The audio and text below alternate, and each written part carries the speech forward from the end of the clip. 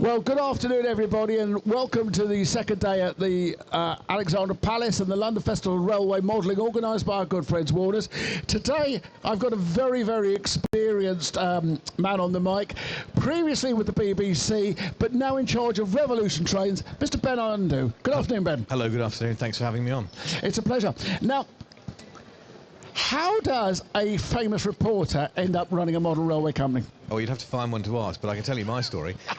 No, I sort of got back into model railways in my sort of mid-30s, family, and I just wanted to sort of a nice hobby, and I'd done it as a kid. And I just really enjoyed doing it. I got more involved in doing Engage and was joining the Engage Society.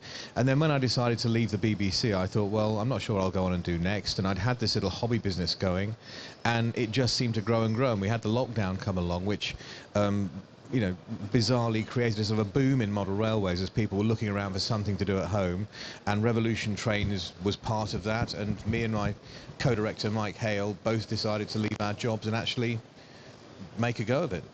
Now, we first saw you come on the scene with that fantastic Pendolino.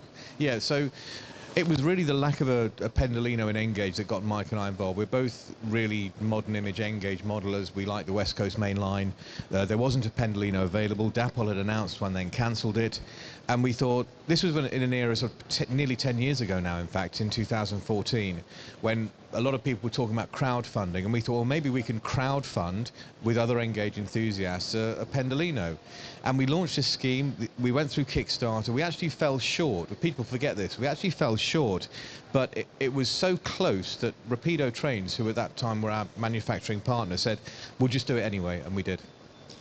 And from then on, you've gone from strength to strength and loyally supporting the 2mm model.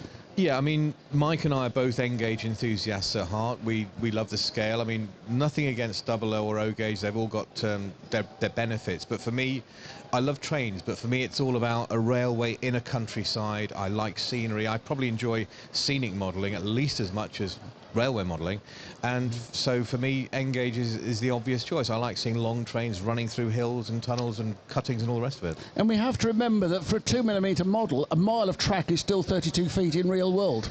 Yes, and you're never going to get away from the practical realities of how big real railways are. But yes, but you know, if you look at in terms of area, you can still fit a lot more Engage in the same space that you can fit double O or O. Absolutely, it's not going to take over the average house, and for the average club, you get so much more for the given space. That's right. The difficulty, of course, was that for a long time Engage models were of quite poor quality.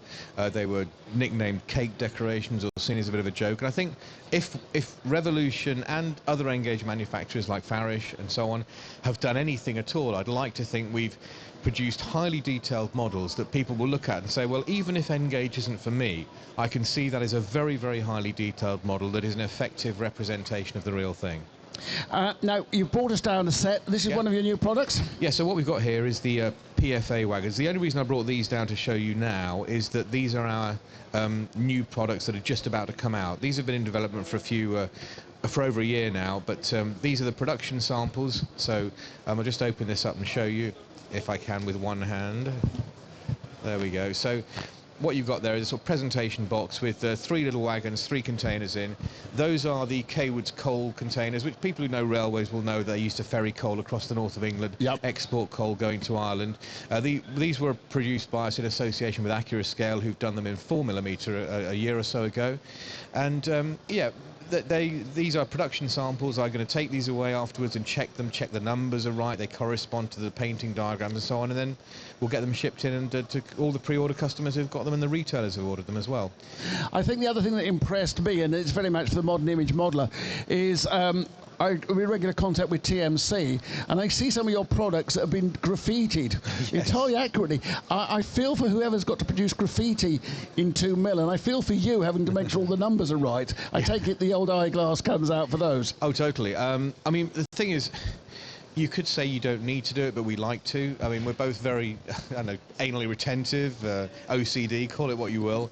I like to know that our wagons all run with different numbers if possible, and we often, any wagon we do, we will look to do 3, 4, 5, 6 different running numbers so people can build up a realistic rake with different numbers. Now, modern wagons where the numbers are quite small in panels, it's perhaps not so important, but certainly old tank wagons, the numbers were quite prominent on the ends, and why not have different ones if you can? It makes absolute sense. Now, when we spoke yesterday, the hobby's come so far since I first got involved in the 70s. In those days, so much was kit built or scratch built, but now we're living in really a golden age of ready to run. It's absolutely incredible. There are more manufacturers involved now. There is higher quality products than ever before. There's more variety. There are things being produced that no one would ever have expected to see produced in years gone by. There is an enormous variety of choice. Of course, that doesn't mean you can't still build kits and can't still scratch build where you want to. I love scratch building stuff and building kits, but it's just, if you've got a ready-to-run offering there, then you can go out and buy it, and you can then save your kit building time perhaps for things that are more esoteric or less likely ever to be produced ready to run. The point is, though, if you want to put together a complete railway system in 00 or N or O, you can do now. There's so much choice out there to enable you to replicate in miniature much more of what you see out there. And the prices are still incredibly competitive. Ben, it's been absolutely brilliant to talk to you. It's been great to watch Revolution go from the one crowdfunding to a constant line of fantastic products. Thank you. I wish you well, and we'll talk again next year and see how things have moved forward. Thank you very much, and thank you very much for having me. Thank you, Ben. Nice to see you. Pleasure.